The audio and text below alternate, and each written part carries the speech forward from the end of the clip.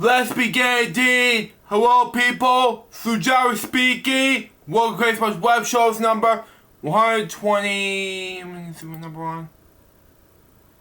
Okay, 127. Today we got not one, not two, but 3, 4, 5, 6, 7, 8, 9, 10 dev topics to talk about. 9 of them out of the 10 are the celebrity news dev topics we're going to talk about. One is just personal for me to talk about in the eligible community. And the other two are just news reports we're going to talk about to personally heavy metal news. So let's just talk about dev topics first, right now, shall we? So we got for us.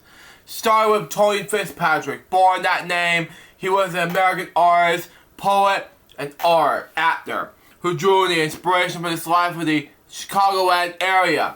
He acted on the stage in Steamroller Theater in Chicago and then Productions in NYC. And appeared in a number of major motion picture and TV series. He published multiple books and his art and poetry. In addition to having worked style exhibits for that, the merge from Museum of Art, Museum of Art, and the Art Institute of Chicago, Museum of Art, Chicago, Philadelphia Museum of Art, and American Art Museum, among other administrative use. Anyway, Fitzpatrick's artwork is based on printmaking for that, and mixed media colleagues for that. Even though he kind of mispronunciation mixed media. But anyway, he drew inspiration from a sources including Miss Western City Life tattoo designs, children's books, folk art. Excuse me. Anyway, and native Illinois birds. Wow. His work is very busy, colorful, airy, detailed, and plays the symphonic for that. He combined draws and original paintings, and colleague and poetry for that. Where his images became narrative storytelling, and his writing becomes visual commentary. He was born and raised in Guadalupe, Illinois in November 1958. His son of World War II, veteran and commercial vault salesman. Fitzpatrick grew up in the conflict work-class culture of the Chicago suburbs. In the interview with Chicago Magazine, Fitzpatrick speaks probably this barber, who he said was a strict exploration with a great sense of humor. As a child, Fitzpatrick would accompany his father on business trips and listen to his stories about life in Chicago. During his youth, Fitzpatrick also developed an interest in birds, which influenced his later work. In Miami High School, Fitzpatrick said that he fought hard and very passionate in his upper classes. After high school, he fell into a succession of temporary jobs, including bouncer, cab driver, caddy, bartender, day labor. Fitzpatrick was also a radio host for a time and later became a podcaster. Wow. Print magazine publications. In 1992, Fitzpatrick opened a print magazine studio in Chicago, Big Cat Press, which later became his vision of space when that. Podcast project in 2010, now closed.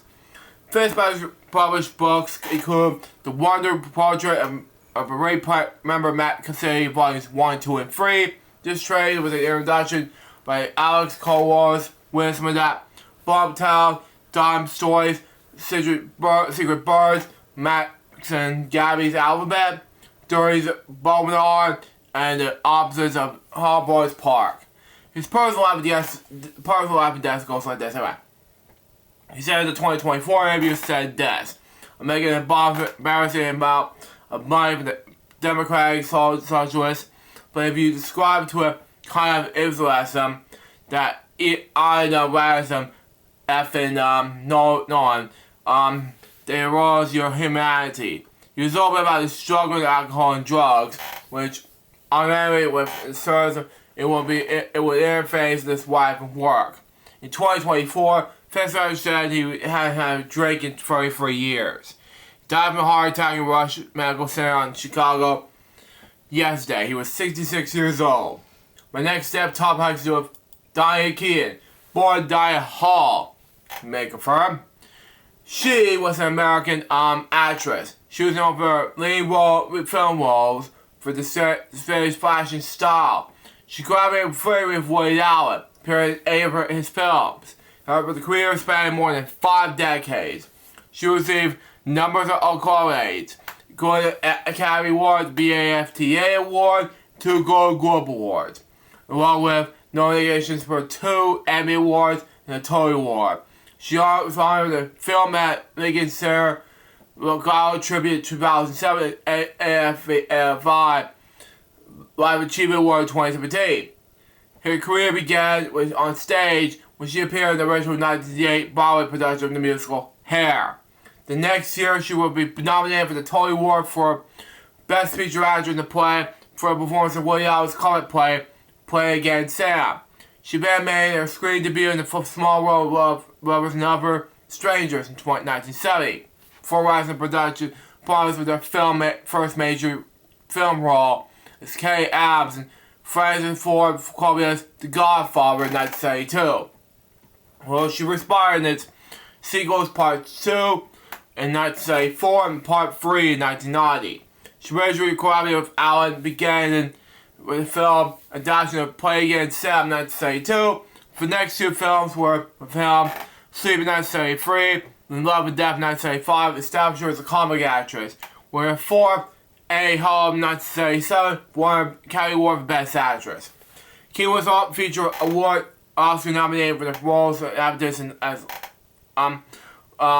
Louis Bryant in Reds 1981, A Liquid Patient in Marvin's Room 1996, The Dragon Something's Gotta Give in 2003.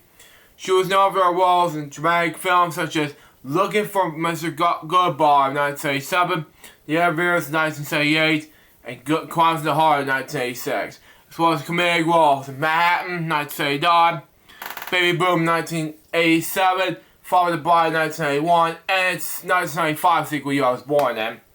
Anyways, Manhattan Murder Mystery 1993, First Wives Club 1996, Family Show 2005, Finding Dory. I talked about this during my Friday show at one stage in 2016, one of the worst years of my life, and Book Club in 2018. She was born on January 5th, 1946 in Los Angeles, California. Wow. Her mother, Dorothy D. Keaton, was a homemaker and a minister photographer. Her father, John Newland, Angus Jack Hall, was a real estate broker and civil engineer, whose mother had come from Ireland. Wow. Keaton was raised with a free management by her mother. Her mother was the Miss Los Angeles pageant and from homemakers. Keaton said that the fragment of the event inspired her first impulse to become an actress and ultimately her desire to work on stage. She also credited Catherine Hillpot, who she admired to play strong and independent woman as one of her inspirations. Keaton was a 1963 graduate of Santa Ana High School in Santa Ana, California. During the time, she participated in singing at acting clubs at school. Started Blanche DeBoss in school productions of Streetcar Named Desire. At graduation, she attended Santa Ana College, later Orange Coast College, and acting students, but dropped out of a year at the Persian entertainment career in Manhattan. Also upon joining the Actors Equity Association. Anyway, she changed her surname to Keaton, but who she was her mother's maiden name. Anyway, anyways, move on. As there already had an actress registered under the name of Diane Hall. Wow. For a brief, she also moonlighted in nightclubs with the Sunny Night. She revisited her nightclub act and all A Hall in 1977, and she showed goals in 2014, and Cameo Radio Days 1987. But anyway, Key began studying acting in the neighborhood playhouse in New York City. She eventually studied under acting under the Mandar's technique and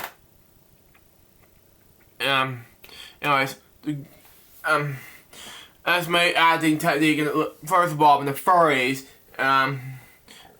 Stanberg master, New York stage acting coach, director who had been a member of the group Fear in 1941, 1940. She described her acting technique as being only as good as person you were acting with. She also, as opposed to going to be and my own as I'm forgetting my path to create a wonderful performance without the help of anyone. I always needed the help of anyone. According to fellow actor Jack Nicholson, she approached a script such sort of a play, something like that, if she had the entire script memorized before she started doing a movie, which I don't know how any other actors doing that. Her career began with this. In 1988 to 1979 with the Godfather films and starring of A Hall. In 1988, Keane began her study for the part of Sheila on the original Broadway production of Hair, something like that. She gained some notoriety for refusal to strobe at the end of Act 1, when the cast performs something like that, N-O-U-D-E, something like that. It was, even though nudity in the production was available for actors only, wow. But those who perform A-U-D-E receive a $50 bonus, wow. After acting Hair for 9 months, she auditioned the part in Woody Allen's production to play against Sam. After nearly being passed over the being too tall at 5 foot 8 inches, 173 centimeters. She was 2 inches 5 centimeters taller than Allen. Wow. She won the part. Wow. She won to receive a Tony Award and Tony nomination for Best Feature Actress in a Play for her performance in the play. Wow. In the next year, Keane made a film debut in Lovers and Lovers Strangers. Wow. She followed with guest roles in the television series Love American Style, Night Gallery, and Max. Between films, Keane appeared in a series of Dodgewood commercials. Keane's breakthrough role came 2 years later when she was cast as Kay Adams, the girlfriend and eventually wife of Michael Corleone, played by Al Pacino, in Francis Ford Coppola's 1932 film The Godfather. She's Coppola known that he first known as Keane in Lovers and Other Strangers, and cast her become one of the Rebellion for adultery that he wanted her to play the role. Keane claimed that at the time she was commended referred to the cookie actress in the film industry. The performance in the film was loosely based on her real-life experience in making the film, which she describes as being the woman in the world man. Godfather was a parodied critical and commercially success, finally success, anyway. Becoming the highest grossing film of the year, and winning the 1972 Academy Award for Best Picture. Wow. 2 years later, she inspired role as Kay Adams in the Godfather Part 2, something like that. She would eventually qualified saying this. At first I was scared of playing Kay again, the Godfather sequel. But when I read the script, the character seemed much more sentimental than in the first film. In Part 2, her character changed dramatically, but became more embarrassed about her husband's criminal empire, even though Keane received widespread exposure from the films. Wow. Some critics felt that her character's importance were memorable. Time wrote that she was eventually the Godfather impaled in Godfather Part 2. but according to Empire magazine, Keenan proves that the quiet rate speed, which is no made feat, the necessary bail to buy films. Keenan's other nominated films in the 1970s included many collaborations with Woody Allen. She played many crucial characters in several of his comedy and dramatic films, including Sleeper, Love and Death, and Triers, Manhattan, Murder Mystery, and a real version of Play Against Sam, directed by Herbert Ross. Alan credited Keenan as a muse, but during his early film career. Wow. In 1976, Keenan started off Broadway the world premiere of the Irish Orvis play, Public English Class, circled the square premiere. New York Times revealed noted Keenan gave a delightful portrait of a woman singing slowly out of control. In 1977, Keenan won the Academy Award for Best Actress for Allen's romantic comedy drama Annie Hall. In one of the most famous roles, Annie Hall, written by Allen and Marshall Berkman and directed by Allen, was believed by made to be the autobiographical exploration of his relationship with Keenan. Wow. Makes sense, anyway. Allen based the character in the Annie Hall, losing on Keenan.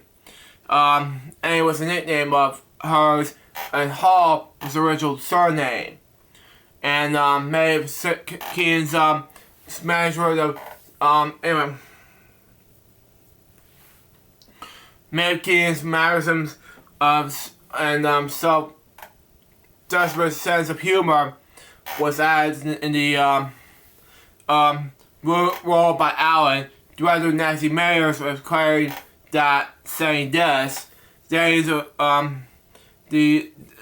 the most self-deprecating but very personal alive. She also said that Allen wrote the character as an idealized woman of herself. It started very sweet, one on again, off again, couple living in New York City. Randy later summoned by CNN saying this: an awkward, self-despicable, seeking and enduring whirlwinds of semi-long logic, something like that. And by Allen is a nervous breakdown in slow motion. Annie Hall emerged as a major critical and commercial success and won the Academy Award for Best Picture. Keenan's performance, Humanities film critic Molly Haskell wrote this: Keenan took me by surprise in Annie Hall. Anyways, here she blossomed into something more than just another cozy dame. And she put the finish touching of the type of a goddess, the Goldie Six up, but the part who looks cooler to dig ever from that. Who took the she must have a date on Saturday night, something like that.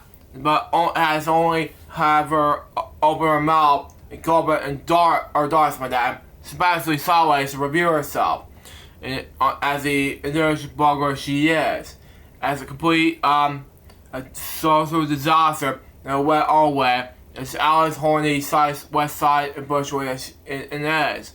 In 2006, Mirror Magazine ranked Keenan and Annie Hall 60th on the list of 100 greatest performers of all time, and no one does.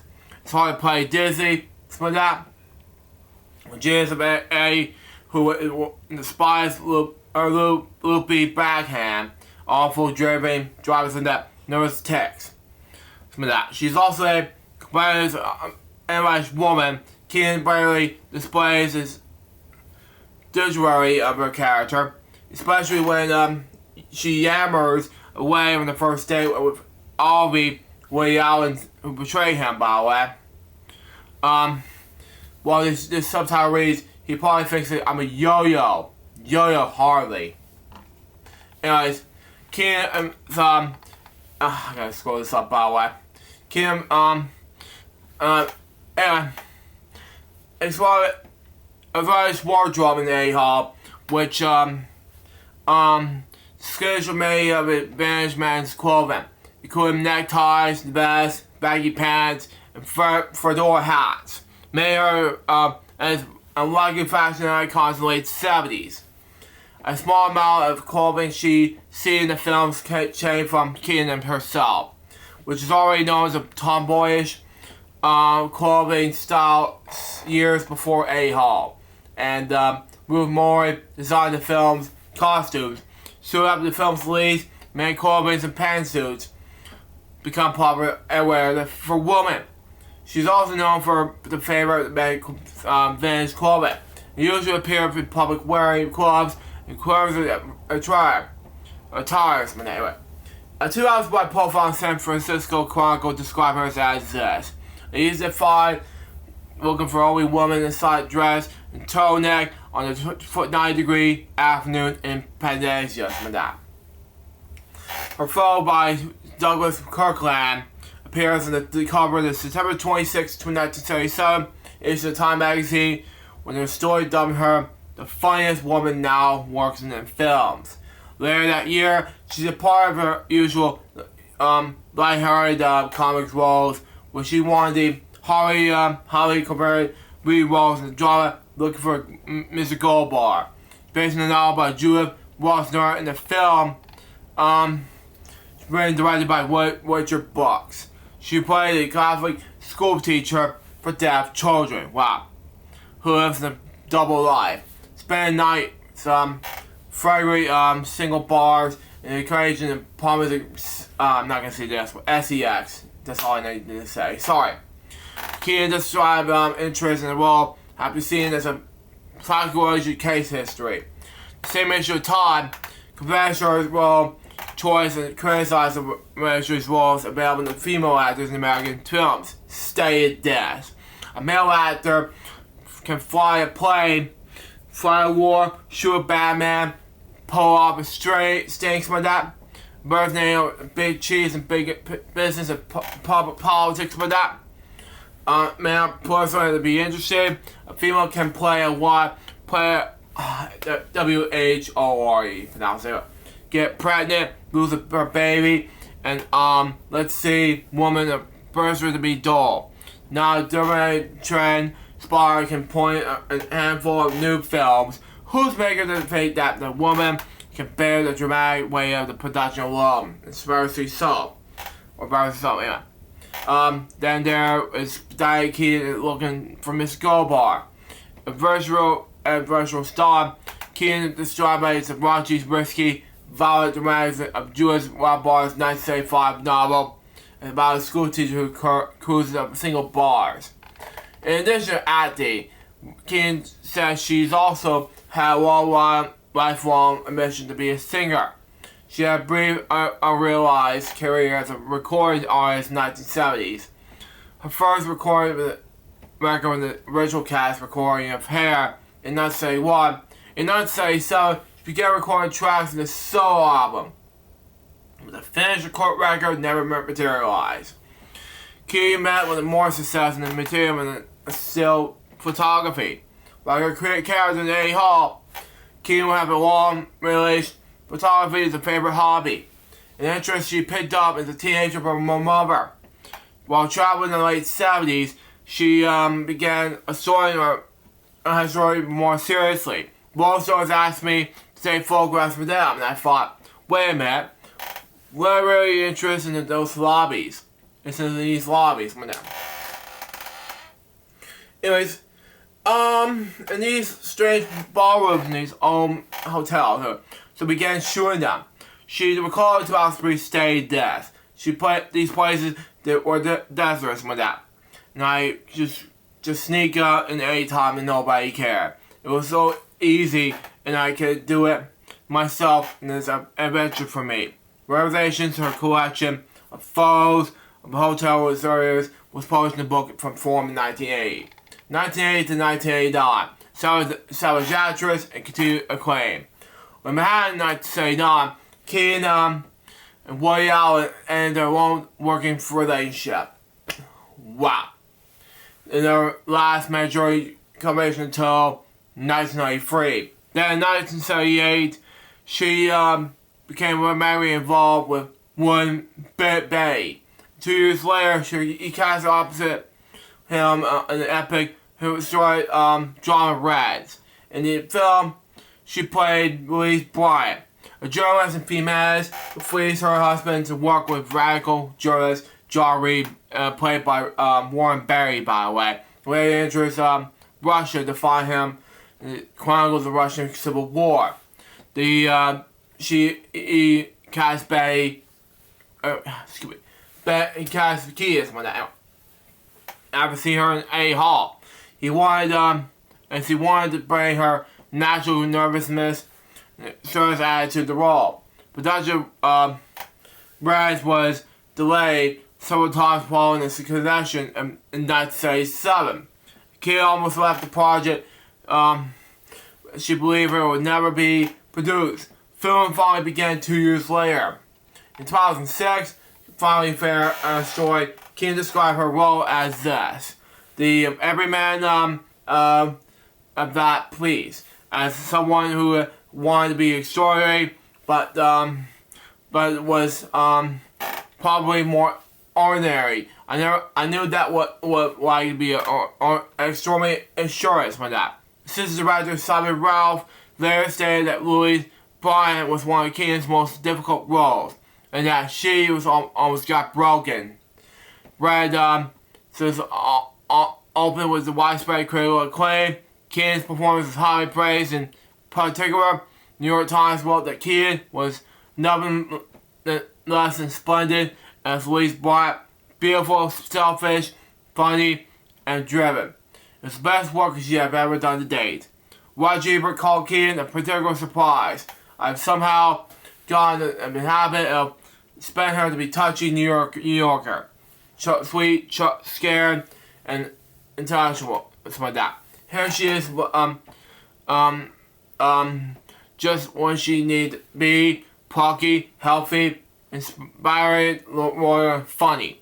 Kidd received her second Academy Award for Best Actress nomination for Best Performance. The following year, Kidd starred in the sped drama Shoot the Moon opposite Albert Finney. The film follows George, played by Albert Finney, that is, and Faye Dolan, played by Donnie Keaton. Anyway. Whose strategy marriage, separation, and love affairs, demise have four children. Wow. Shoot the Moon received mostly positive reviews from critics. Kidd's performance again praised. The New Yorker, Pauline Kael, that is, wrote that the film was perhaps the most riveting American movie of the era. That Kidd may be the star without fantasy. She was so completely challenged with the role of Faith that she all cares about is getting the character right. Very few young American movie actresses have the strength to set of their toughest dramatic roles. Miss intelligent, spread wide her range, James Bond did around the time she appeared in Cute, K-L-U-T-E, not the, you're so cute or anything, no. And they shoot horses that day, but there was more than 10 years ago. But there hasn't been anything else until now. Anyway, and not food, by the way. You spell it without, yeah. But anyway, move on. Next, that's what I'm talking about, though. K-L-U-T-E. But anyway, move on. Next, Donnie Keaton is on a different plane for her previous film roles. She brings the character with a full measure of dread and awareness, and does in special intelligence way that's right for big screen acting. David Denley of New York Magazine called Keaton perfectly relaxed and self-assured, adding this: Keaton was also had always found it easily enough to bring her out of the anger that lies beneath the soft insanity for her service manner. But she never dug down, found this much pain before. Keaton's performance gathered her a second Golden Globe Award nomination for a role of Best Actress in a Motion Picture Drama following Red. In 1984, brought Drummer Girl. Wow. Keen's personalization into the thriller and action genre. World Drama Girl was both a financial career failure. Wow. The critics claiming that Keen was miscast with the genre. Wow. For such a one review from the New Republic claimed that this. The title and magical role is played by Diane Keen. Around her, the picture collapsed its tires. She is payable and so appropriate. Wow. But the same year, she received positive reviews for her performances in Mrs. Soulful, a film based on the true story of repressed prison Warren's wife from that, who falls in love with a convincing murder and arranged with escape. 2 years later, she starred with Jessica Rage and Sissy Suspect in Crimes of Heart. Adapted by Bex Hesley's Pulitzer Prize-winning play in the massively successful screen comedy. Keen's performance was well written. Hold on. Scroll up a little bit, please. Anyway. Gotta go up a little bit. Well received by critics. Anyway. It really is Campbell of the Washington Post wrote this. As a following Wendy, Keen exceeds smoothly with the New York, Nordic, and Southern comic and Russia's Wallflower, selected by all things, her Strawberry Aubrey. In 1987, Keen was starred Baby Boom, her first of four collaboration with writer producer Nancy Meyers. She played a Manhattan career woman who was sadly forced to care of the toddler. At modest box office success, Keen's performance was singled out by Kale, but described it as a glorious comedy performance that rides over many as a picture. Keen was smashing the tiger lays and having to draw all the draws from that and play the farce and Keen's keeping alert into every shade the pride that panics the character feels. She's also female executive, wide-eyed charmer, with breathless danceness that may remind you that Gene offers the more, the merrier. The same year, Keen's made a cameo in Allen's film Radio Days, a nightclub singer. 1988's The Gold Mother was a fragile disappointment. According to Keen, the film was a big failure, Wow. And some critics painted her performance, according to Washington Post, stated this. Her acting discouraged her into hype. Wow. And she trying to sell an idea she can't fully believe in. Wow. In 1987, Keen directed her first and feature film Heaven, documented about the possibility of the afterlife. Makes mixed critical reaction. With New York Times liking it to say this. A critical conflict imposed in the subject.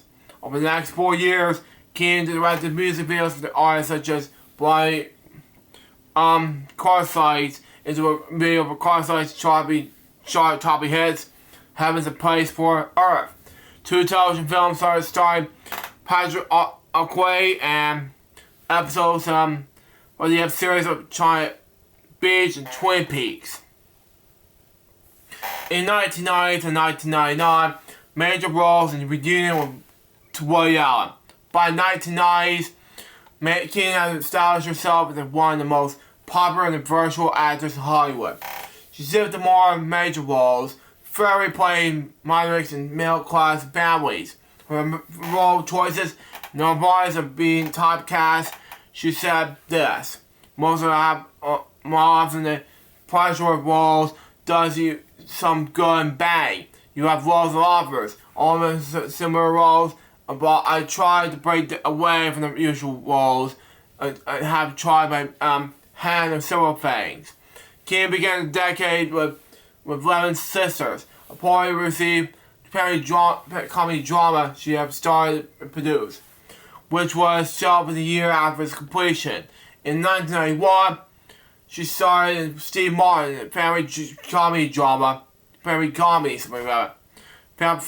the Bride. She was almost not cast in the film at all costs. As good mothers, commercial failure started her relationship with Walt Disney Pictures, the studio of both films. Fall Out Boy was Keaton's first major hit after 4 years of commercial disappointments. She was by her role 4 years later in the sequel, Godfather Part 3. As a woman who becomes pregnant in the middle age at the same time as her daughter. Let me see. No, Godfather Part 2 is my name. It's not this. Yeah, misspelled the number small, but yeah, it's not Godfather Part 3. Anyway, next.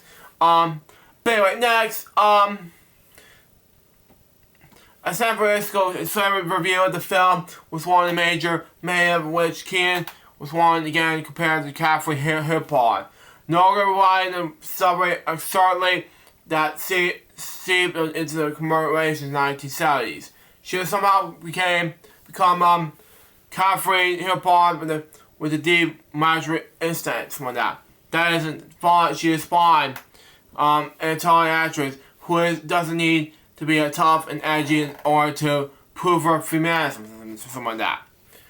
Okay, I thought it was Godfather Part 3. We'll move on to the next one, but it is Godfather Part 3. Part 2, something like that. I misspelled the numbers wrong. But anyway, now, move on.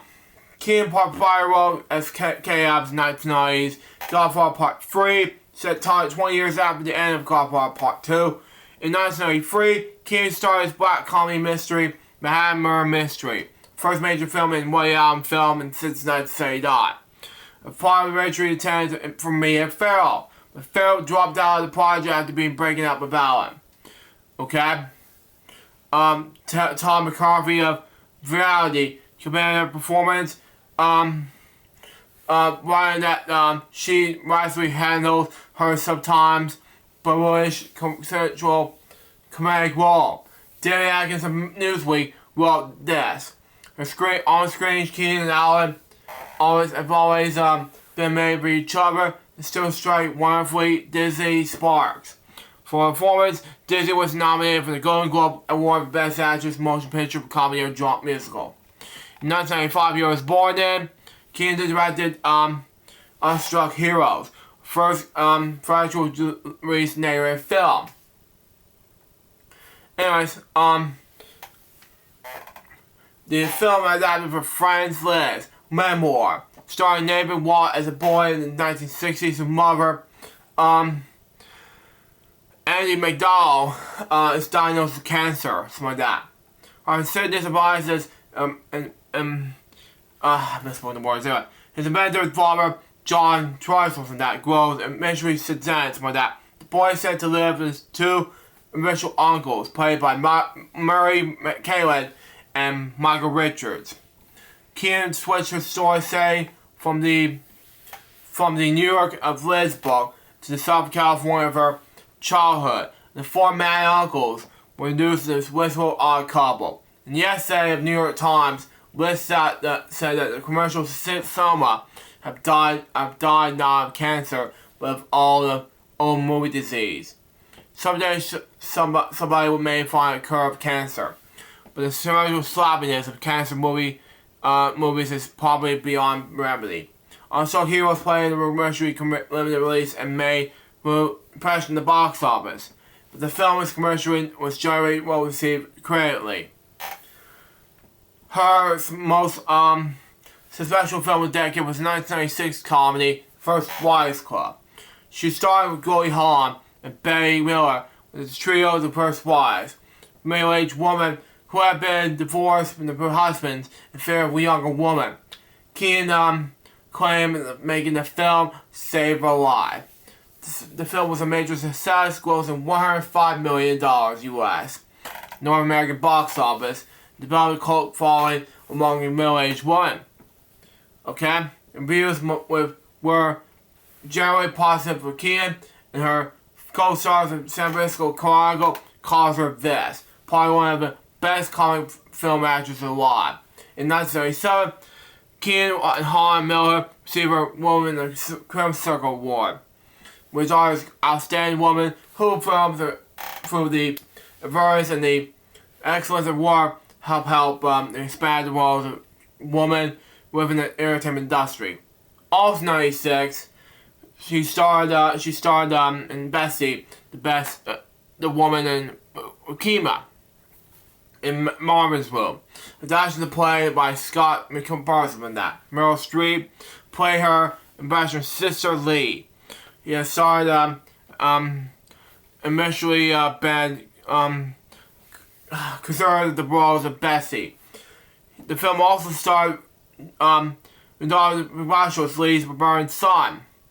Anyways, Roger Ebert wrote this. Streep and Keaton has different styles, find ways to make Lee Bessie is doing much more than their expression of the problems. Keaton had the third Academy Award nomination in the film, which was critically acclaimed. She said the film's biggest challenge was understanding the mentality of the person with a terminal illness. Keaton's next starred Only Thrill in 1997, opposite her baby boom co-star Sam Shepard, and had a supporting role of her sister in 1999. In 1999, she, Keaton narrated the 1-hour public radio documentary, If I Get Out Alive. Anyways, the first focus on conditions of barely young people face in the adult commercial system. The program from that, produced by international creative media and public radio stations across the country, was honored with the first place National Ally Award in Chasing Medal Journalism. 2000 to 2009. Something like that. Anyway. Meg Rose and journalism, something like that. Keaton's first film in 2000 was Hanging Up with Meg Ryan and Lisa Kudrow. She's rated the film, despite claiming in the 1996 interview that she would never direct herself in the film. She's saying that the director, you automatically having director goals. Can't think of about directing when I'm acting. Anyway, the director about Three Sisters Company was simply an evaluated draft for their LA father, played by Walter Matthew. Hanging Up, with poorly critics and gross amounts of $26 million US in the North American box office. In 2001, let me try to go up. Anyway, Keaton's go down. Anyway, Keaton co-starred in Bentley in Tom Book Countries from that. Creative Commercial Fazio budgeted immensely $90 million US.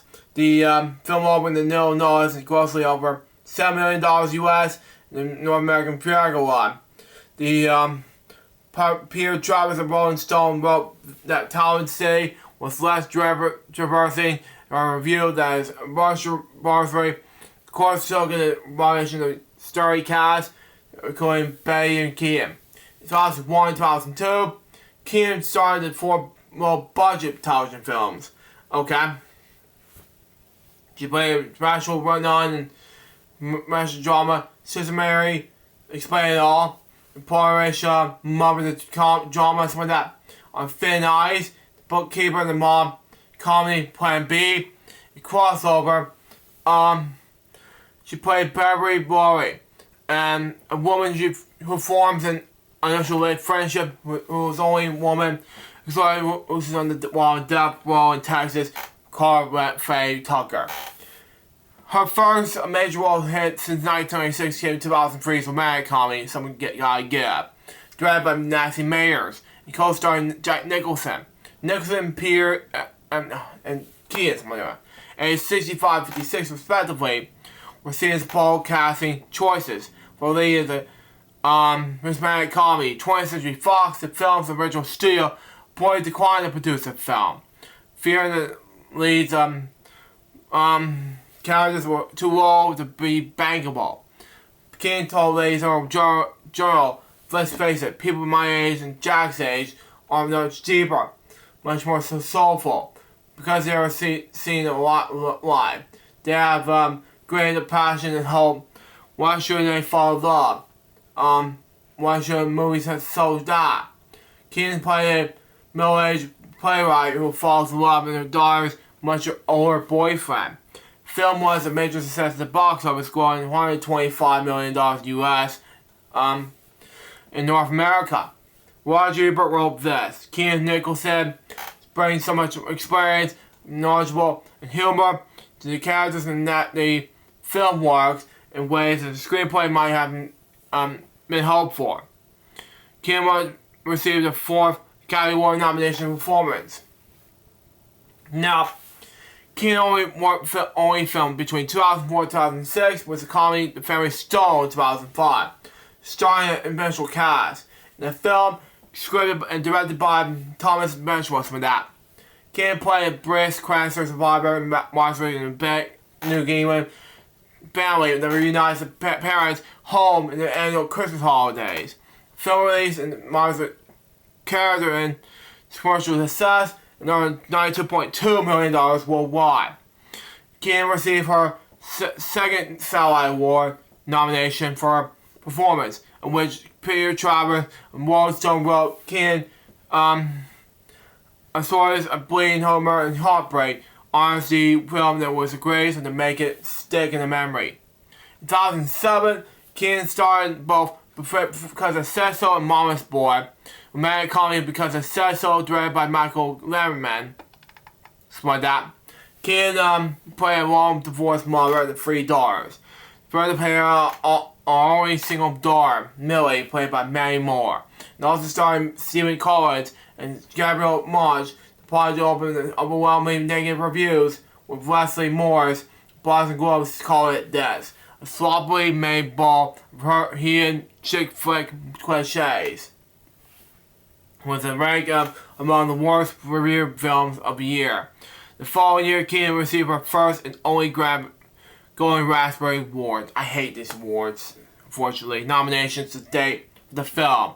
In Mama's Boy, director Tom Hamilton's feature film debut, Keenan starred the mother herself, compared to 29-year-old John Hammer, who was turned upside down when she started dating and started kicking him out of the house. Distributed limited release certain parts of the United States only. Dependent comedy gathered largely negative reviews. 2008, Keenan starred alongside Dax Shepard with Tyler in Vince McGall's dramedy Smoother, playing the overbearing mother and the unemployed therapist who decided to move in with him and his girlfriend after breaking up with her husband, Ken Howard. Played by Ken Howard from that. And with Mama's Boy, the film received a limited release only as well, and resulting in a gross of $1.8 million worldwide in the United States. Critical reaction to the film was gradually unfavorable. Also in the same year, 2008, Keenan also appeared alongside Katie Holmes and Queen Latifah. The crime comedy film Mad Money, directed by Collie Corey, based on the British television film Hot Money 2001. The film was on 3 female employees at Federal Reserve who was shamed to steal money that was about to be destroyed. I'll be right back.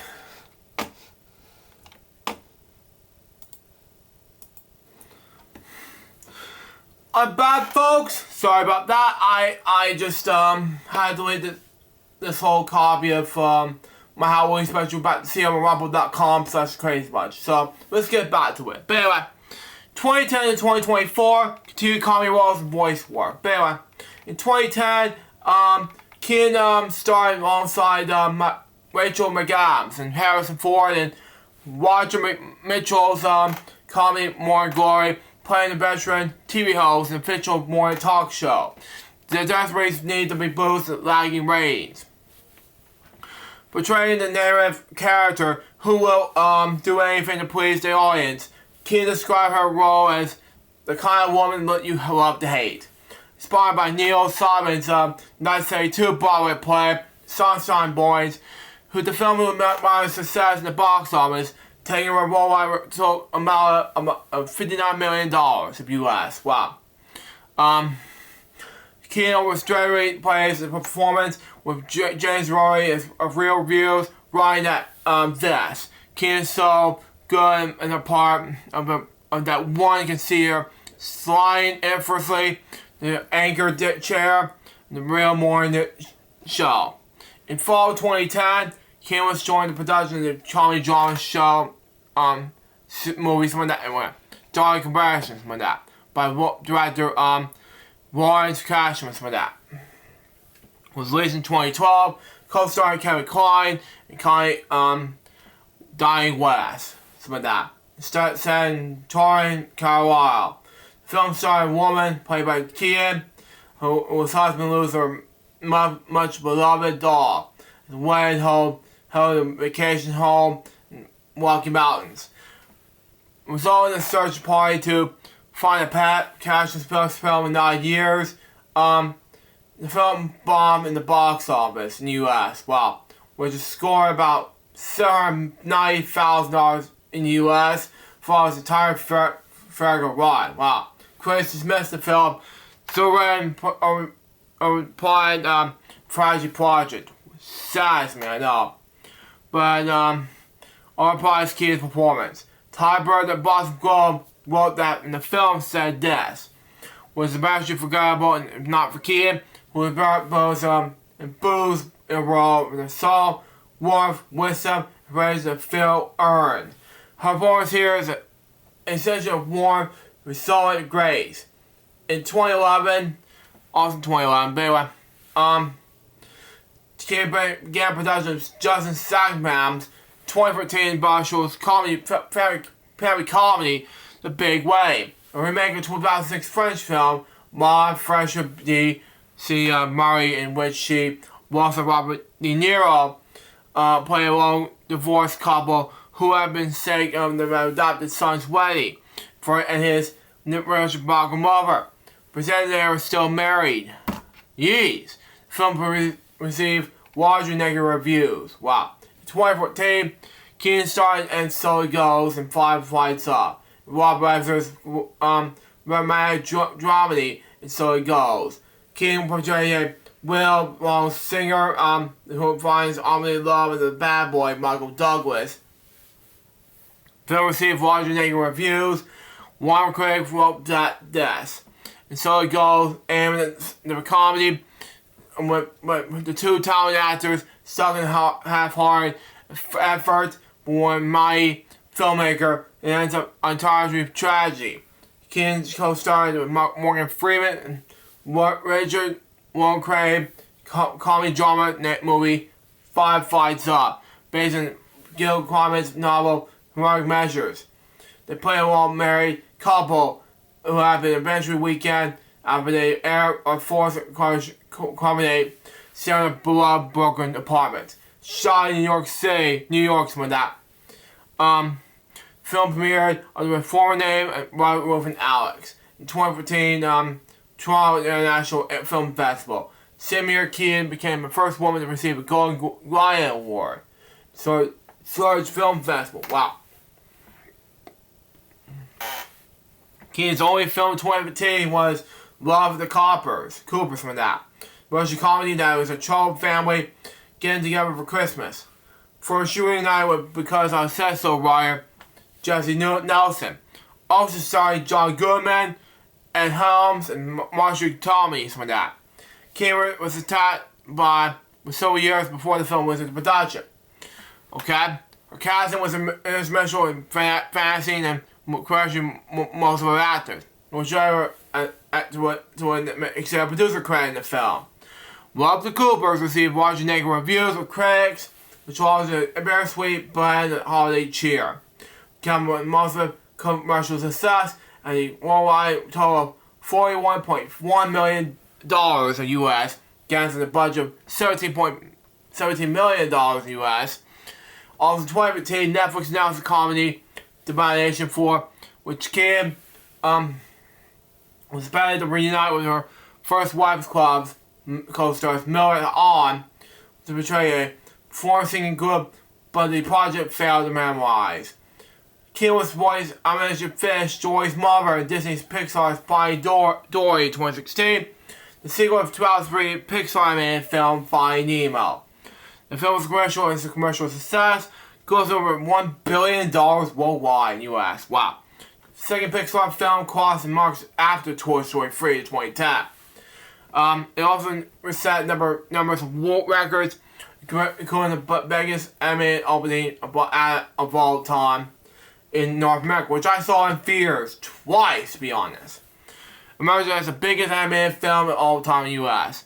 Keenan's other project of 2016 was the HBO 8-part series The Pope, which he played the non-raising newest elected Pope and played by Jude Ball, and helped him reach the pantry. The miniseries received 2 nominations at 69 Primetime Creative Arts Emmy Award, becoming the first Italian TV series to be nominated for Primetime Emmy Awards. Wow. 2017, she appeared opposite Brandon Gleeson. British dramatic film Hempstead, based on the life of Harry Howells. Despite the American Will, Keenan, played by Keenan, who helps a local man defend his rumstate hunt and the lives that he had been leading on opposite health for 17 years. The special release is mixed commercial for critics with that, was praised by the film's deeply popular story, but becoming a master's commercial success. Keenan only project 2018 was Book Club, which Jane Sparta, Kenneth Bergen, and Mary Shanks-Bergen played 4 friends who lead. Should be 56 are great. We'll be doing that, but yeah, it's part of the monthly book club.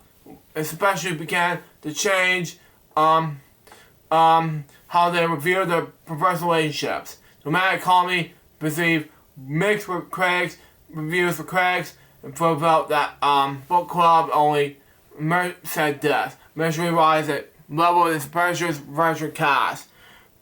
But with worldwide growth of $100 million of US, anyway, became Keenan's biggest commercial success in the non-voice role since 2003, Something Gotta Give.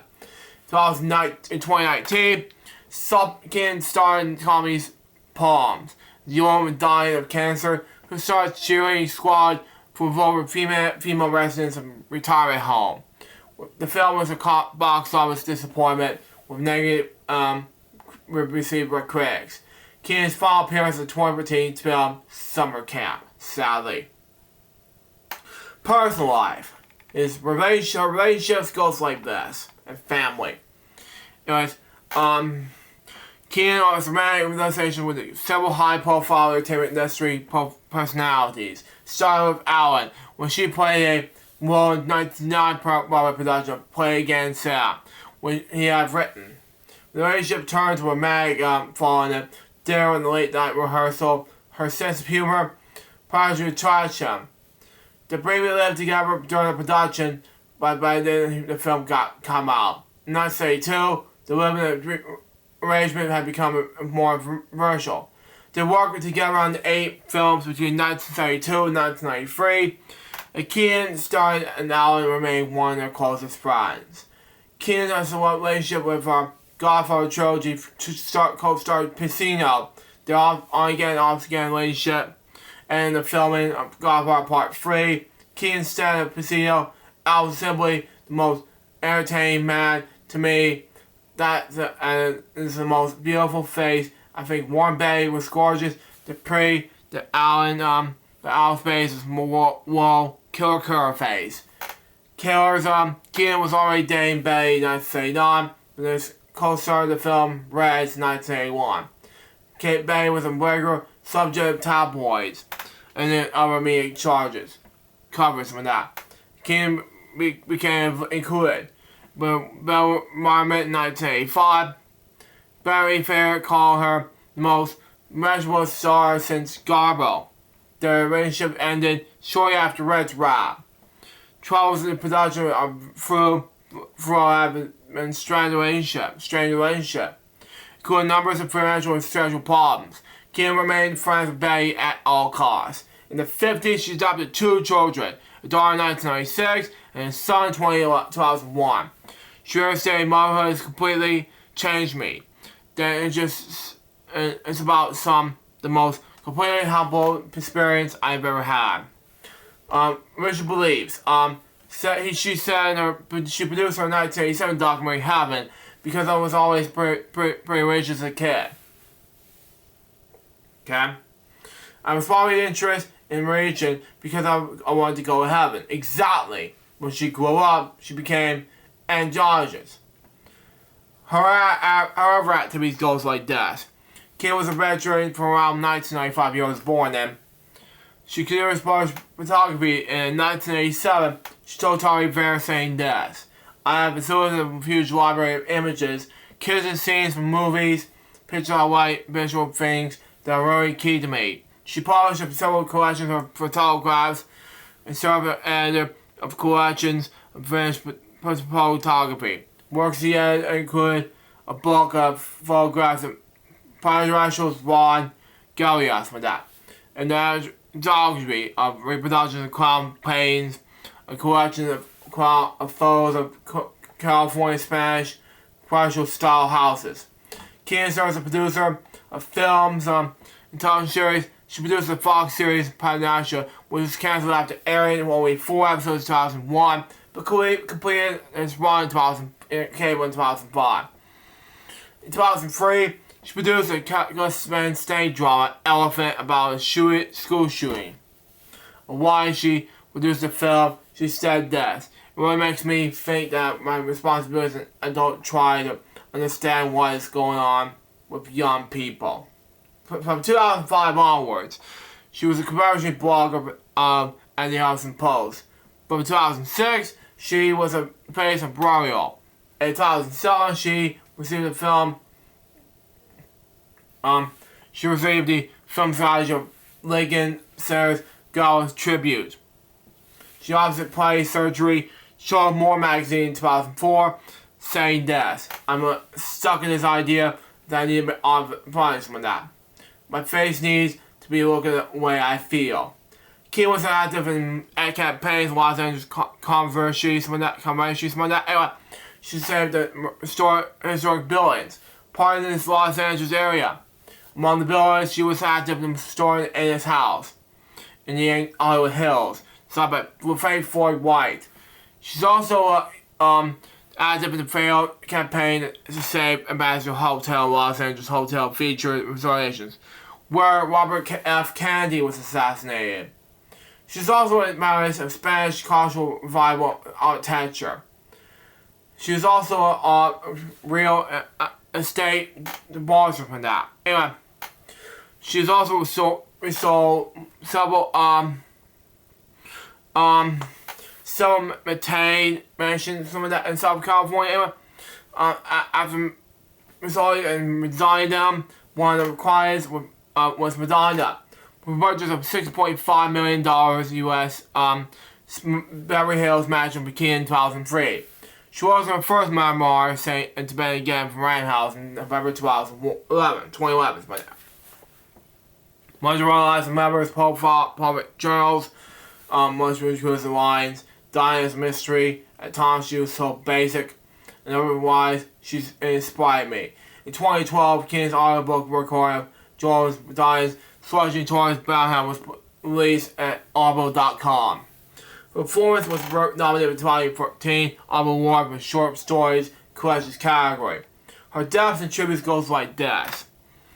She died in California on yesterday. She was 79 years old. Her health declined in the past months, although she remained private of condition. Known as members of the film and entertainment industry paid tribute to Keaton. Her acting style and legacy goes like this, okay? Kim was called one of the great American actresses from the heyday of the 70s. Her style icon, the treasure, with a personal and professional style that is difficult to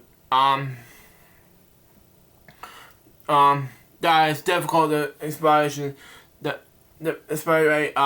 impossible to duplicate someone like that. Many critics have pointed their rationality and starring both light comedies and acclaimed dramas. The New York Times described Keenan as remarkable skill as portraying Woody Allen's story frontal moves in his comedies, as well as shy self-consciousness woman overcome by the power of their own awkwardness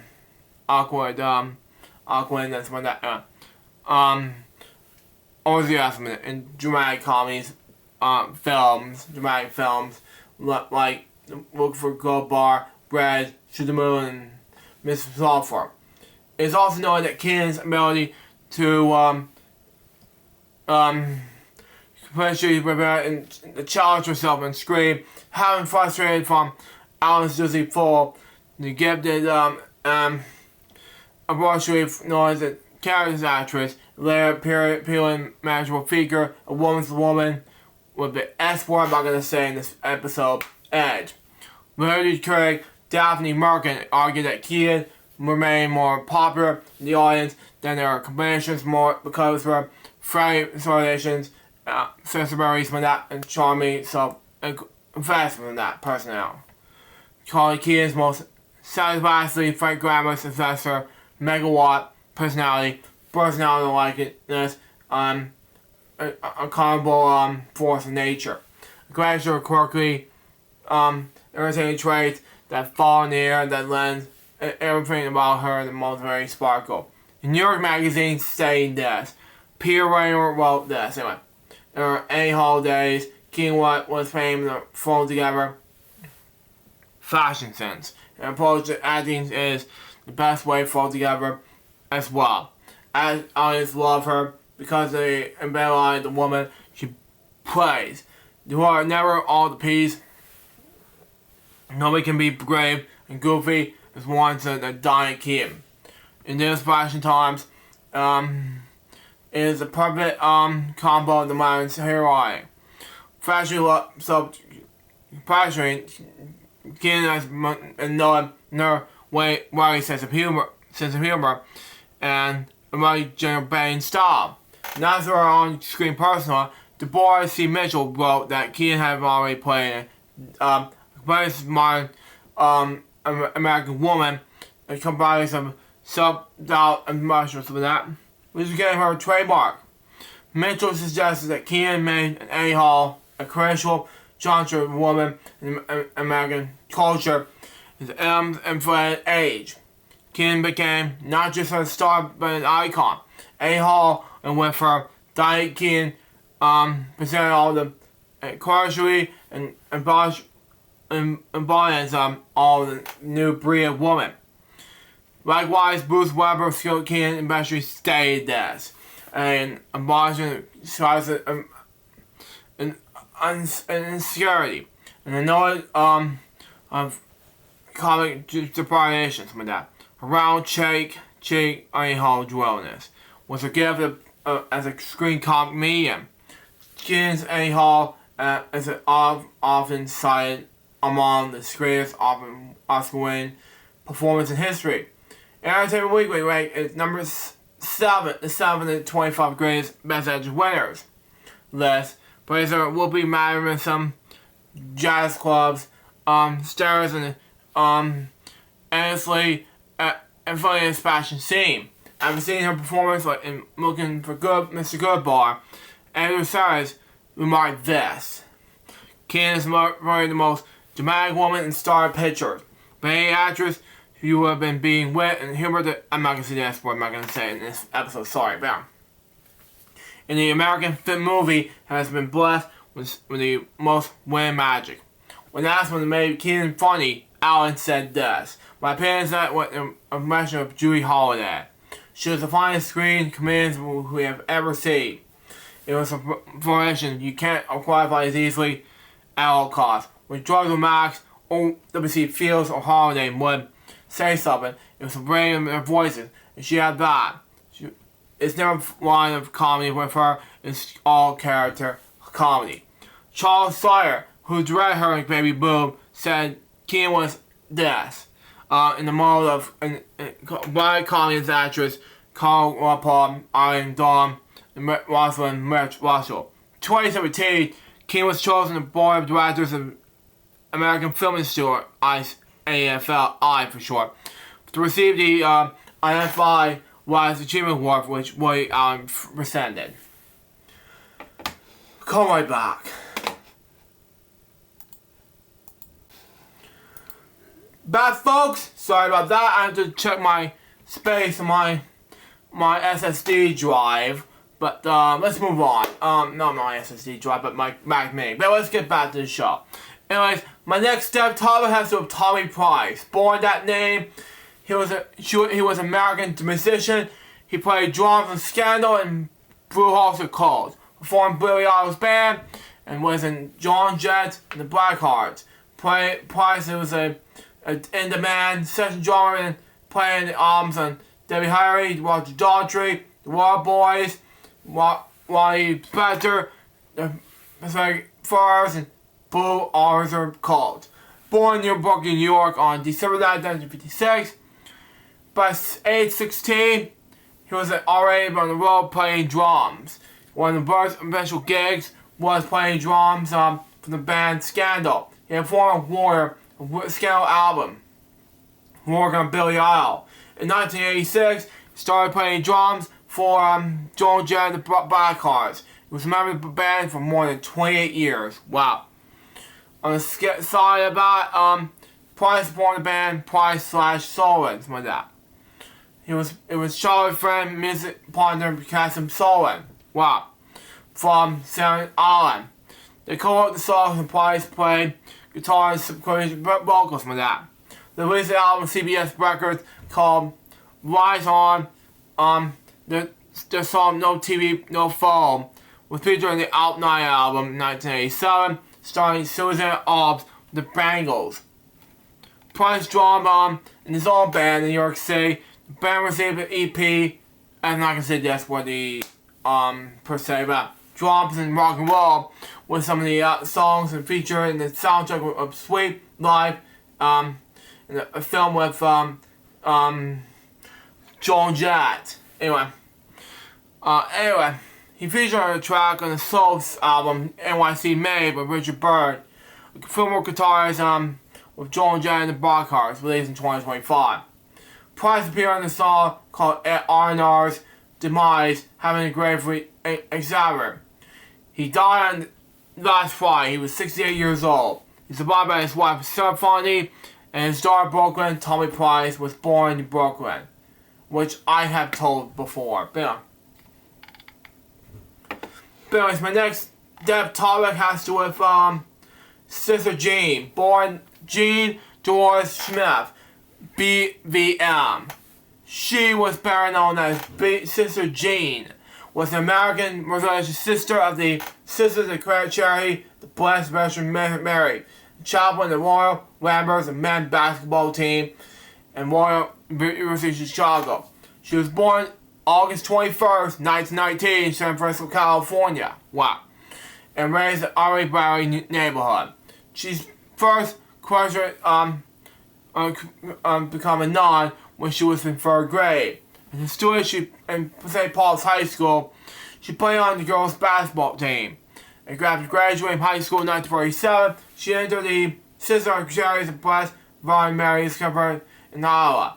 It was formally received in the Church Committee in 1948, taking the name Sister Jean. In 1941, she returned to teach in California.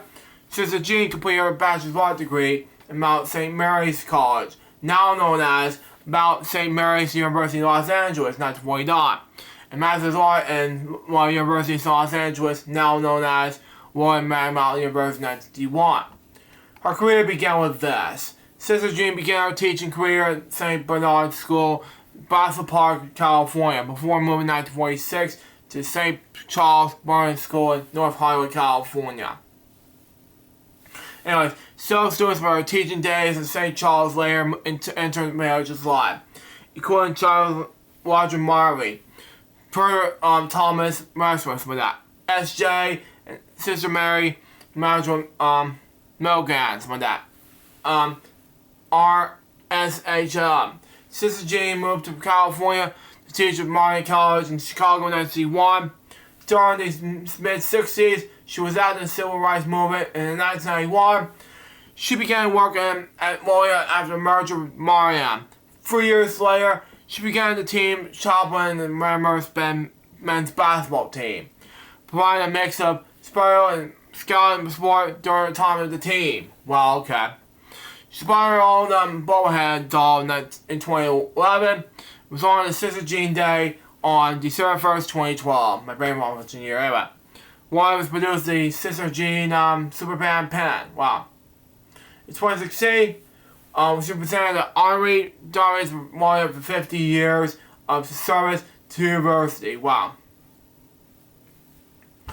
That was a long time, okay? Man. NCAA's men's basketball tournament. Sister Jean's game overnight met probably outside the Warrior community after the Rainbows upset Miami 2018's NCAA's men's basketball tournament, something like that.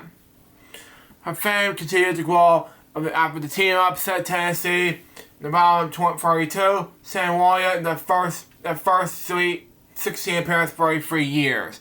Then 98-year-old Nunn quickly became the star of the tournament, with a bobblehead selling more than $300 online.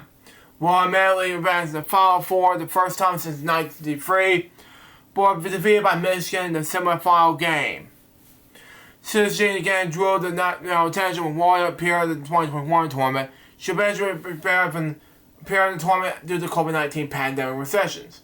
She later cleared that after receiving a COVID-19 vaccine, after reaching round 32, the 8 seed, she recorded the scouting report in the open player the game against the top seed Illinois by Illinois, something like that.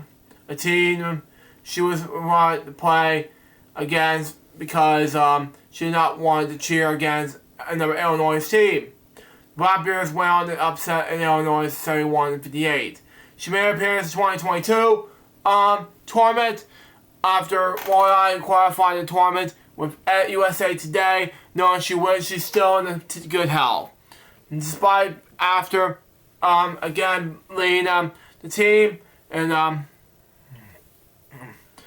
pre-game player before the first round game against Ohio State, the Redbirds were eliminated.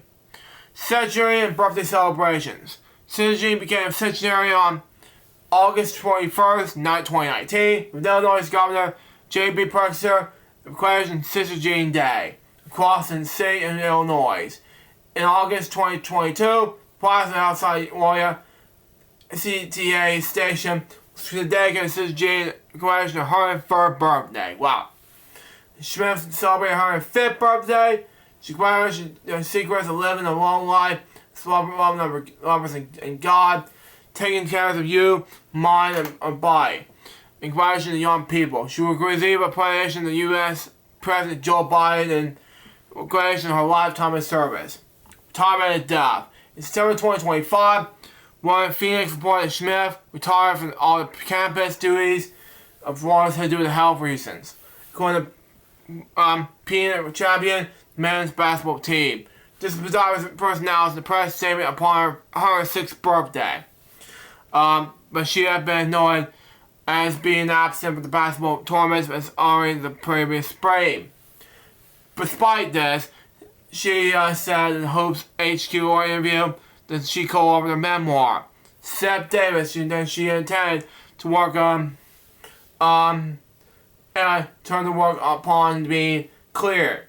She eventually stated that health setbacks were due to falling in a wheelchair at all costs in the spring and dealing with the summer cold. Wow. And she was gradually recovering. Last Thursday, she died. She was 806 years old. The next step, topic has to Joan Bennett Kennedy. Born in Virginia called Bennett.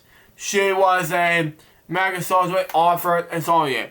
Kennedy was the first wife of U.S. Senator Ted Kennedy. In 1992, she published a guide classical music that became associated with mental health awareness, drawing public attention to addiction and recovery through her own experience. She was born on September 2nd, 1946 in Mother Jane Commercial Hospital in New York City to Virginia Jones Seed and Harry Wagon Bennett Jr. Anyways, she had a younger sister named Candace Kennedy, that is, my Aunt Kennedy, back in the old days we called my Aunt Kennedy Jeffers, Smith, yeah. That was about then. But if you watch his dad, this be about. It was raised in a Hawaiian college family in suburban Bronxville, New York.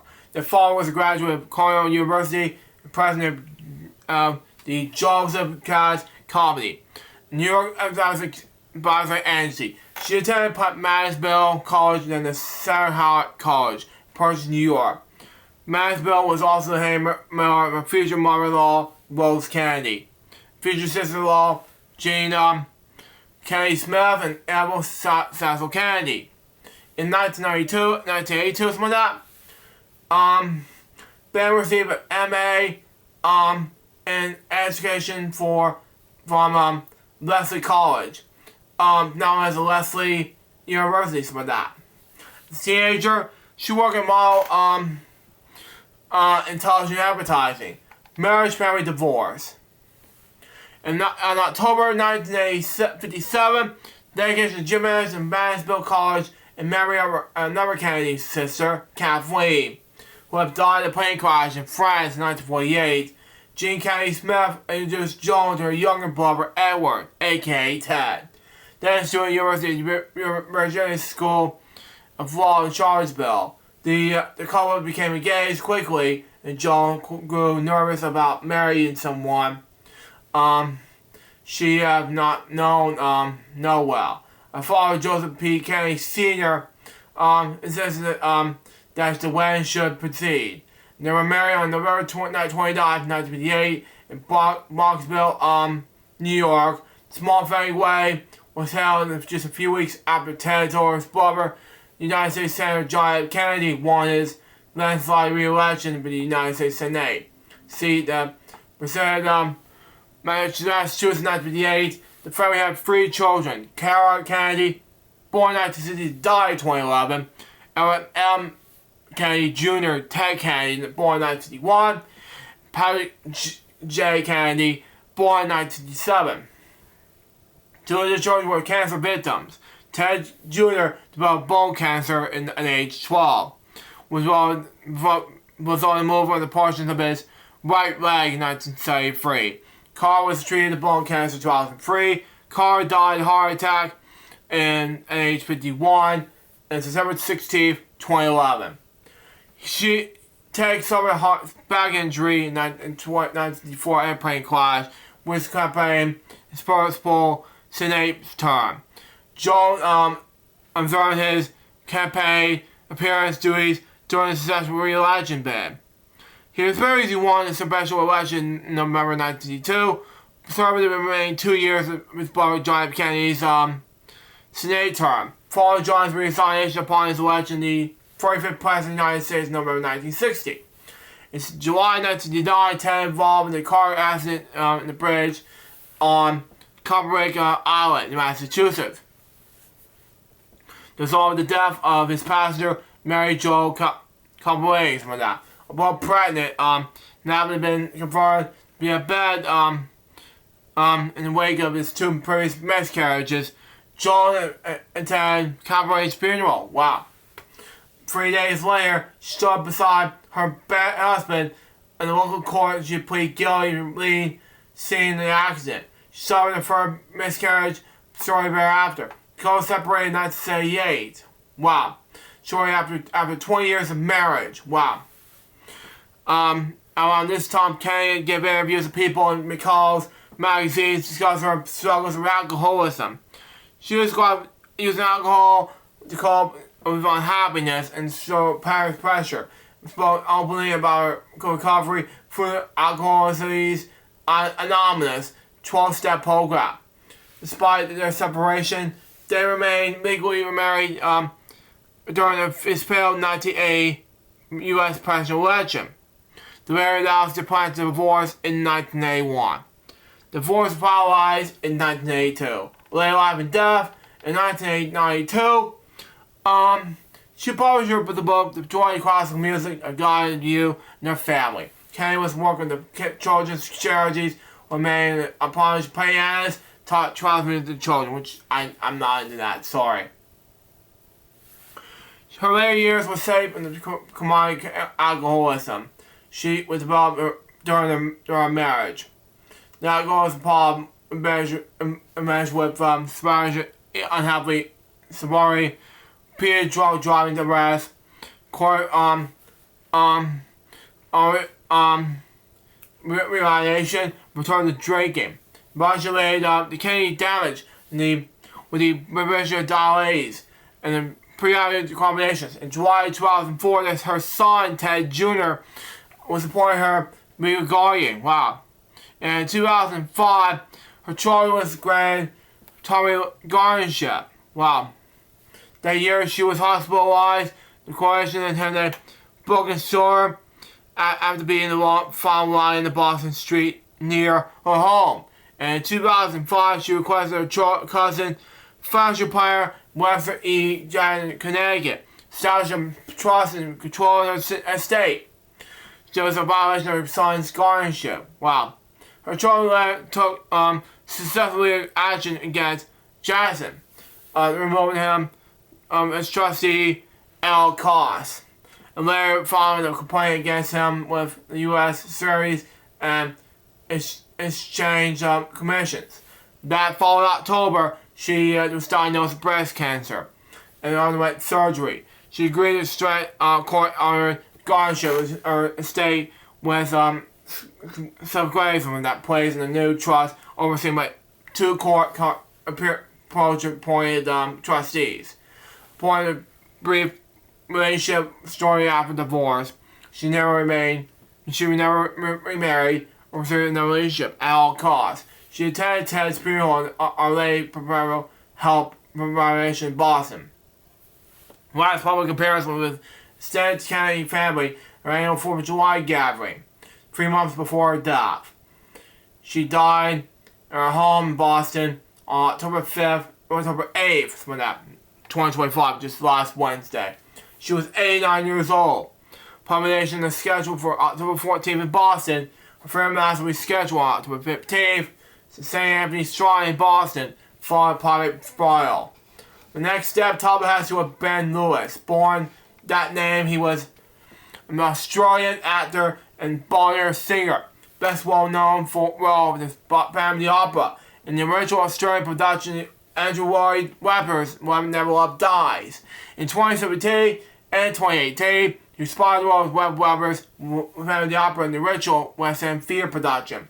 His other number of roles including Chad and Fred Farmer. The UK tours Let Me Tear the Bodyguard, as well as Larry in the 2018 Women's Revival Comedy. He was born in London in the Fraggle family on September 28th, 1979. His father, Michael Lewis, his opera singer, and his mother, Patrick Price, was also an opera singer. He was retired and head of vocal studies in opera and Western Opera and Academy, performing arts. His brother, Axel Lewis, is opera singer and actor. It was completed 3 years as a young artist in New York President Opera.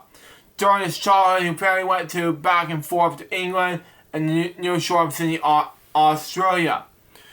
His education begins with this, okay? After mainly studying England, Lewis graduated from Newton College in Sydney. He undertook an arts degree from the University of Study in Sydney, but dropped out after 3.5 years. He introduced this drama, Scotty, while in university, later involved in the Australian Theatre of Young People, where he's awarded the Landladies Scholarship to study voice at Royal College of Music in London. Upon returning to Australia, he applied to study the Western Australia Academy of Performing Arts, WAAPA for short, with his brother and both were successful. It was during his time at WAAPA when he met his wife, actress Melanie Stewart. Australian performer Tony Shullen was his visiting director during his time at WAAPA. And Lewis later credited Shullen helping him throughout the Stewart years. His personal life began with this, and it's a lot to go with his career, but I'm not going to go there. He was married to Australian actress Melanie Stewart and was her performing care after she had a stroke in 2021. In 2025, July, it's probably revealed that Lewis have been diagnosed with fast-spreading bowel cancer in February 2024. That has became enjoyable. His brother Alexander launched a GoFundMe page for him the same month. He died from bowel cancer last, October 6, 2025. He was 46 years old. He spent time on Woodbridge, where he stated about his death and on Instagram. It's what to deal with in Spain, but anyway, the next step topic has to do with John Woodvine. Born that name, he was best known as an English actress who appeared in more than 70 theater productions, as well as a similar number of television film roles. Born in South Seals, England, on July 21st, 1929. The son of Rose Nee Kelly and John Woodvine. It was educated in Lord Williams School, famed Oxfordville, and trained on the stage Royal Academy of Dramatic Arts, graduated in 1953. His career began with this, okay?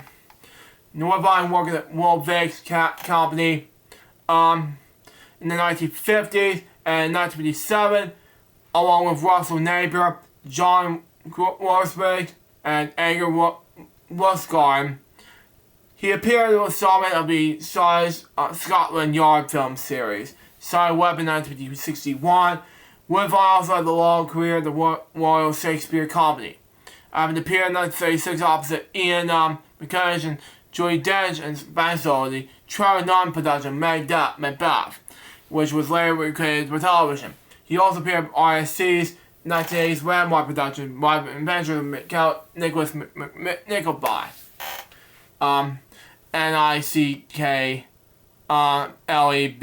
not the thing, but starring the story polyandrous Rob Nickleby. Come right back, stand by.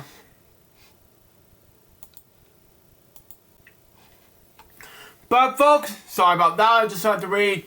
I got a couple more dev topics left after this, and I just have to do it, but I just paused because I have so much space on my videos. But let's get back to the show. But Woodvine created played police officers from early in his career, including a regular role in the British drama series Z Cars and the Detective Inspector Witty, 1969. Guest appearance in Softly in 1970s. He created his role in Inspector Kingdom in 1970s police drama New Scotland Yard. He also appeared in 1983's episode of Juliet Bravo. Later as a senior called Jellicoe in the New South Statesman in 1969. He appeared in the McJabbers Queen Depot Inspector Mr. Sinclair, the first season of The Dust Byman.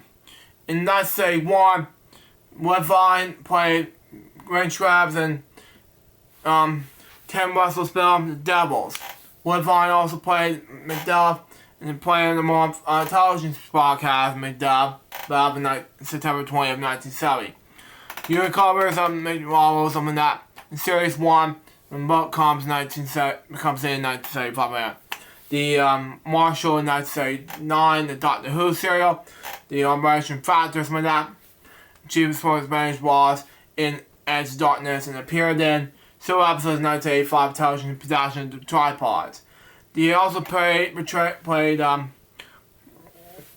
Dwarven in 1987 ITV series Night of God. He played Frank Guyver's Robert Neville in the Channel 4 drama Shameless, and PC's Tony Stamp's Robert Norman in the Bill. And in 2008, he appeared in BBC Two's comedy Never Better, as Joe Jacobs in the ITV's One soap series Emmerdale. And in 2010, he appeared on Alan Hall and Carlton Street. In December 1987, he played Dr. James Shepard in The Marriage of Roger Ackroyd, one of the series of Ira Quantity novels broadcasted on radio by the BBC. In 2016, he played the role of Archbishop of York in four episodes of Netflix series The Crown. Anyways, his film roles in 1981, John Lennon in The American Werewolf in London. He later recreated his film role in the BBC Radio 1 adaptation of the film. He also appeared in the 1972 Richard Attenborough film, Young Wisdom. Woodvine also appeared as Arthur Burry in the BBC World Service radio adaptation of Inspector Calls, and as Dr. Brian Corey in the BBC Radio 4 comedy series, The Crime of Dr. Corey. He also voiced the role of Professor on May 6, 2012 broadcast in Tempest on BBC Radio 3. His theater career began with this. Woodvine made appearances with James Cooper's recognized theater comedy Air Force, where he played such parts as The Governor Man and The Dark and the Moon and Claudius and Hamlet. Whatever. He appeared with parts of theater comedy. In 1954, he played Casper Abdul in Captain Carville and the Tour Service of television. Anyway, he joined on the Old Big comedy in September 1954, working on the Macduff, something like that. Later in the same season, he played Vincenzo in the Taming of the Shrew, November 1954. Dugan as Senior, as you like in March 1955. Vern Part 4, more Chief Justice in Part 2, and Henry IV in April 1955. Quies and Julius Caesar in September 1955. Rosby and Mary Wise Windsor in September 1955. Cormier and When the Winter's Tale in November 1955. As the Bishop Henry, Ellis Manat, and McQuarries and Henry V in December 1955. In 1956, his roles with the comedy include Rogelio and Alfredo in February. As Quies and Trials and Croatia in April. Murder in Macbeth in May. Taba and Romeo and Juliet is in June. My birth month, anyway. And Warren Scorp and Buckley and Richard the 2nd in July. His four last name production tour, including a 3-week season, the Winter Garden Theater in New York in December 1956 to January 1957. Returning company in September 1959, Blake Cartwright and Double Dare, William Cargrave, Mark Ray, and Richard II, and now the William Wise Windsor. His personal life and death goes like this. He was married to actress Lynn Barley. His daughter is actress Mary Woodvine. On May 11, 2012, Woodvine collapsed off stage during a performance of the musical Colorado Souls from that on Grand Theater Leeds. Shortly after his appearance as storekeeper, although the reason the collapse was unknown, he was admitted to the hospital and made a full recovery. He died at his home on October 6, 2025.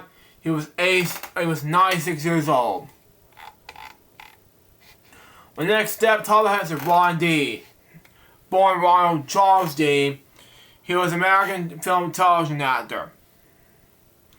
He appeared on films such as Ricky Business, The Breakfast Club, Cocktail, The Babe, The Fugitive, Ruby, The Client, and The Dark Knight. He is known for having often played detectives and other law enforcement characters, most notably as Detective in Z Club, the fantasy comedy drama television series Early Edition. He was born in Chicago, Illinois on August 15, 1958. He attended the Club School of the Arts. His early films began includes The Last of Affair, 1956, Quiet Defy, 1981. He appeared in 3 films, starring Tom Cruise, Ricky Business in 1983, Color Money in 1986, and Cocktail in 1988. Anyway. His other films include Teachers in 1984, Breakfast Club in 1985, The Close Solace in 1985, same year, Never Be Calm in 1986, Above the Wall in 1988, The Babe in 1992, Fragrant in 1993, really same year, The Quiet 1994, Eye for an Eye 1996, Chain Reaction same year, Garden in 2006, and The Dark Knight 2008. Several roles included take as appearance in T.J. Hooker, Wise Guy, Perfect Strangers, Empire, NYPD Blue, something like that. Murder, She Wrote, and Wednesbury for you, Billy. ER, The West Wing, Chicago Hope, Without a Trace, CSI, Crime Scenes, Annihilation, Cold Chase, Still Standing, Numbers, 60 Under, Chicago PD, as well as Curry Wells playing Seattle Cop, Frank Collins and Frazier, Tim Warren C. Crumb early edition, and Command Chief Fire Marshal and the CFD's Officer of Fire Division Craig James Sky and Chicago Fire. He died in hospital in Chicago on October 5th, 2025. He was 87 years old. The next step topic has to do with Ken Jacobs, born Ken Martin Jacobs. He was an American experimental filmmaker, best known for his style and involved for use of found footage he used and he edited and multiplied. He also directed films with his own footage. Born in Brooklyn May 25th, 1943. Directed Bonnie Cobra in 1993. With his film stars Jack Smith, who directed his own famous features the same year. In 1969, he directed Tom the Piper's Son in the United States, which he felt like a original 1905 short film. And one part of the footage which textualized it. Anyway, this is categorized and important the first example of situation in the film. Situation in the film there. Film is mentioned in the national film industry in 2007. Stars Special to Death in 2004 in the United States. It's nearly 7 hours of film, especially larger than found footage. Jacobs began acquiring the archival footage shot in 1957 to make the film took 7 years to complete. Jacobs taught in cinema department of Auburn College and Birmingham University from 1999 to 2002. His son Arnold Jacobs is also a filmmaker.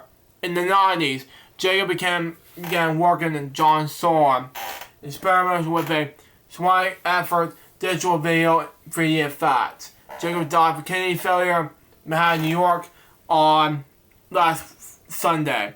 He was 92 years old. His wife, favorite collaborator Flo, died this past June the same year. I'll come right back for the last step of the topic. I'll come right back. Stand by.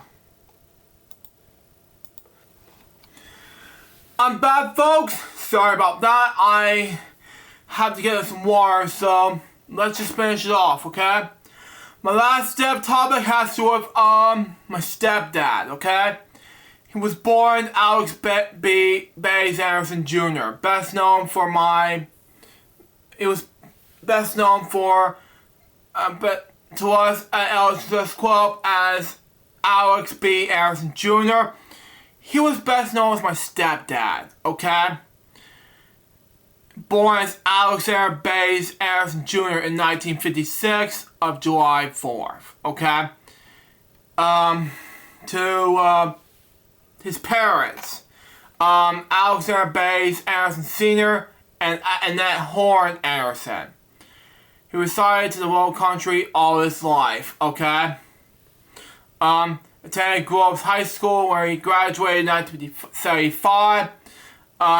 He later attended Savannah Technical College where he graduated from the Master Electrician, honoring his ability to serve as a committed and fix when others cannot.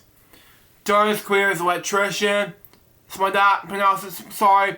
he was appointed by St. Joseph Candler, Williams Court, the pronunciation in that, where he sadly retired in 2023.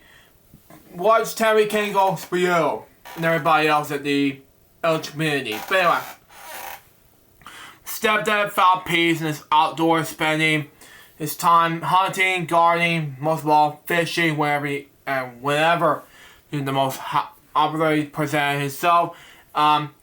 He always kept busy. have his hands. Something like that. My stepdad was a gifted cook and master smoker, smoking meat with his friends and family, which was me, including me.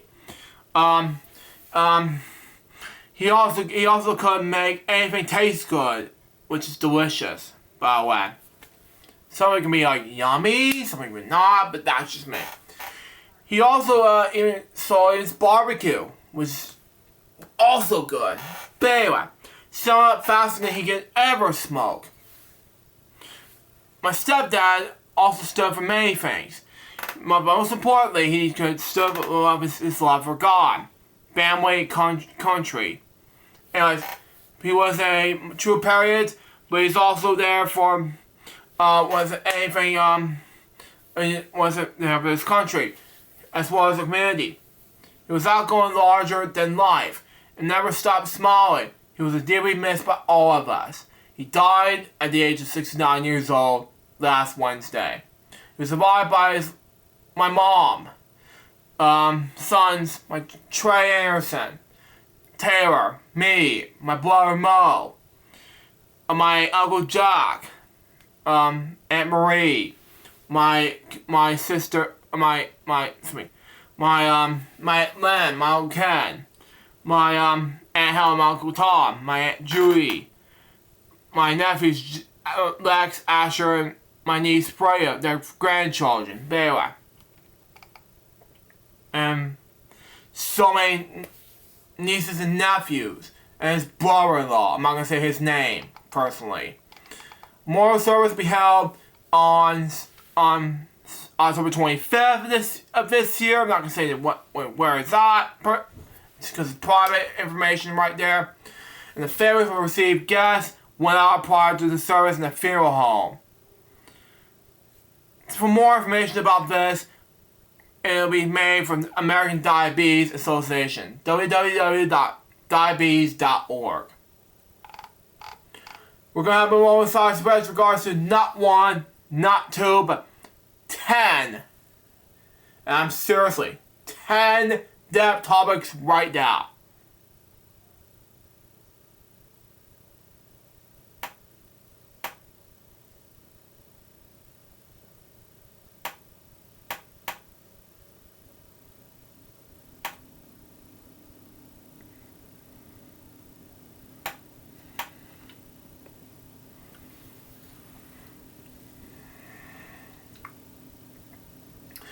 Thank you. Recipes is 9 celebrities and my stepdad, because if it was for him, we couldn't form LJPs from such quo at all costs, because that would have been my mom and my company. So, thank you, Dad Butt, for making me feel proud of the company. Now, let's talk about news where we have to share for us at all costs. Now, Rush is expanding 50-something 2026 tour. New drummer, Again Niles, shared first statement, okay? Staying death, okay? Rush co-founders Jay Lee, Alex Lifeson have expanded their highly expanded 50-something tour after overwhelming demand. The track is set for the summer of 2026, marking their return to the stage in 11 years. Wow. The newly added dates include stops in Los Angeles, Chicago, New York City, Toronto, Canada, Fort Worth, Texas, and Cleveland, Ohio. Just like that. Bam. The tour was celebrating the band's legacy, the life of the great drummer and lyrics Neil Peart. German drummer Again Niles, renowned for the tour with Jetpack in 2022, will join Lee and Lifeson behind the kit. On Thursday, on the 9th of October, Niles, 42 years old, shared her first statement on social media since they've been chosen to honor Peart's legacy, staying death. I want to take a moment to seriously thank Gay and Alex for trying to trust and for welcoming me on this incredible new journey with Rush. I also don't want to miss the chance of warmly welcoming all the few new faces here. To thank you for the kind and opening mind words. It truly meant a lot, and at the same time, I'm deeply grateful to anyone who have followed and supported my journey over the years. We all in this together. I couldn't be more excited about what lies ahead. Now, tour dates goes like this, and we'll end set here. Los Angeles, California on June 7th through the 13th. Mexico City, Mexico on June 18th. For Texas on June 24th.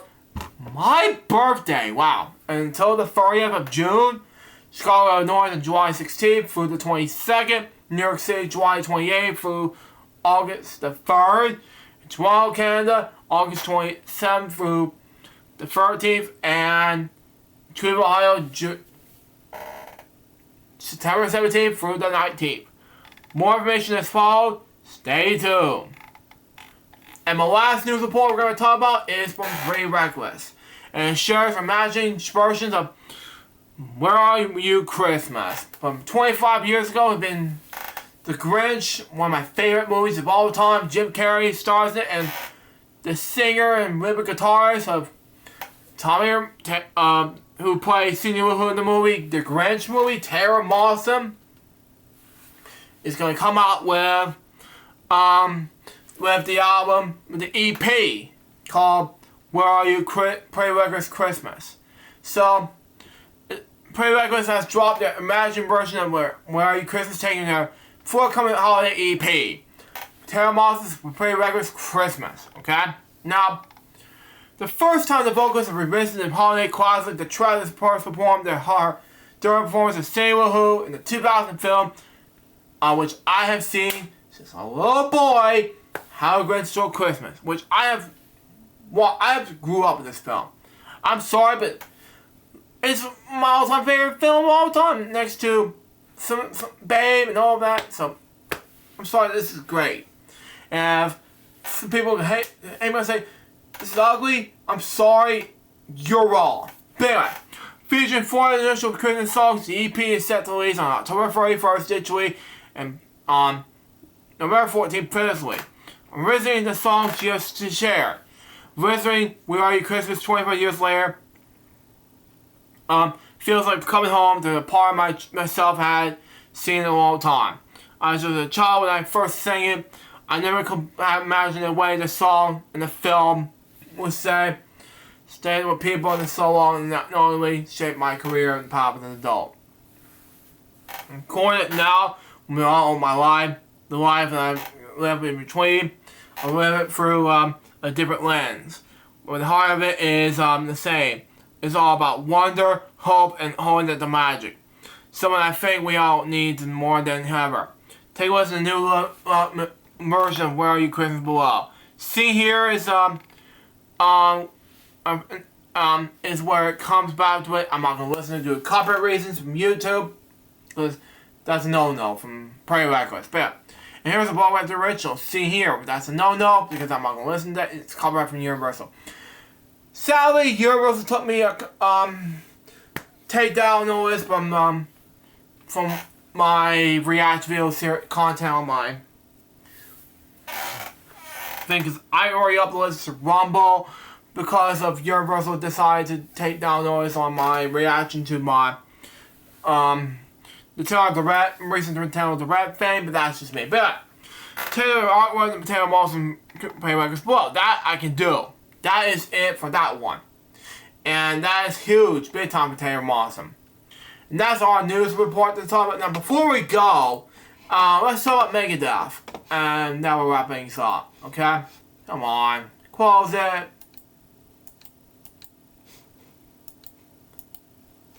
Megadeth news album, the final album of Megadeth, is coming on. It's been announced for January 23rd, 2026. When am I saying, may I ask? Well, it's the upcoming 17th and final studio album by the American thrash metal band called Megadeth, produced by Dave Mustaine and Chris Marshall. Set to be released on January 23rd, 2026. Megadeth's only album with guitarist Timo Mastrozzi. The first since 2009's Endgame to feature bassist Jason Wario. The album announced in August 2025. I talked about this earlier. Released announcing their band's final farewell tour. The album's lead single, Tipping Point, was released on October 3rd, 2025. In December 2024, Daniel Stan announced on Twitter that production of the album was in the way that producer Chris McWaverly at the time. And I remember the band was away from the studio during the holiday season, sadly. While he and Timo Maserati was working on new music remotely.